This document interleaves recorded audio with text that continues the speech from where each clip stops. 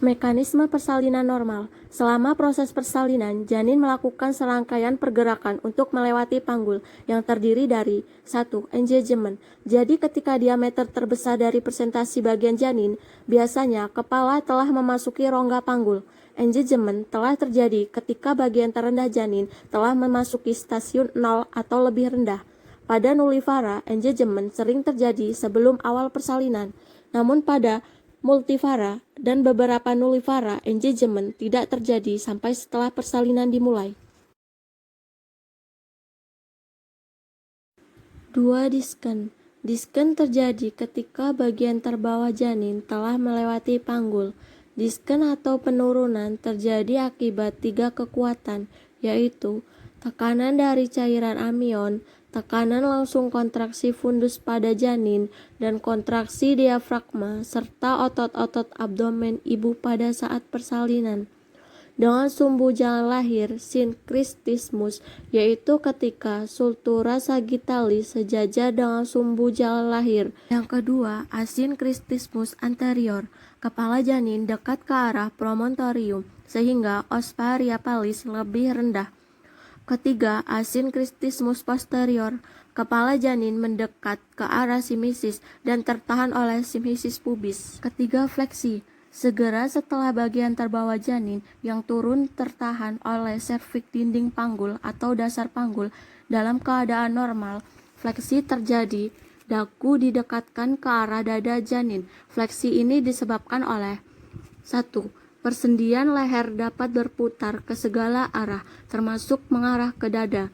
2. Letak leher bahu di garis tengah, tapi ke arah tulang belakang, sehingga kekuatan his dapat menimbulkan fleksi kepala. 3. Terjadi perubahan posisi tulang belakang janin yang lurus, sehingga dagu lebih menempel pada tulang dada janin.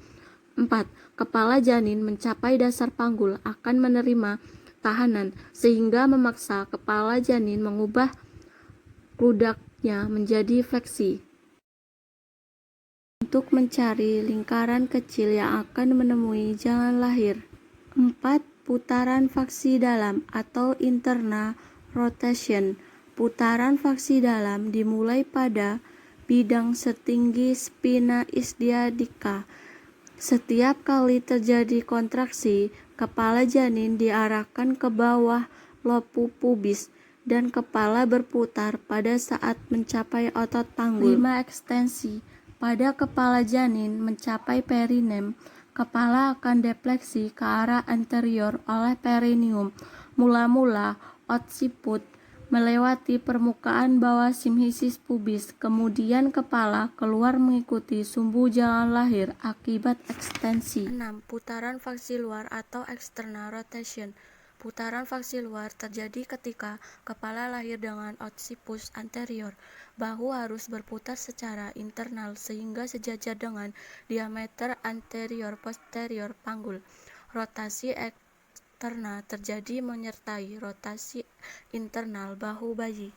7. Setelah bahu keluar, kepala dan bahu diangkat ke atas tulang pubis ibu, dan badan bayi dikeluarkan dengan gerakan fleksi lateral ke arah simisis pubis.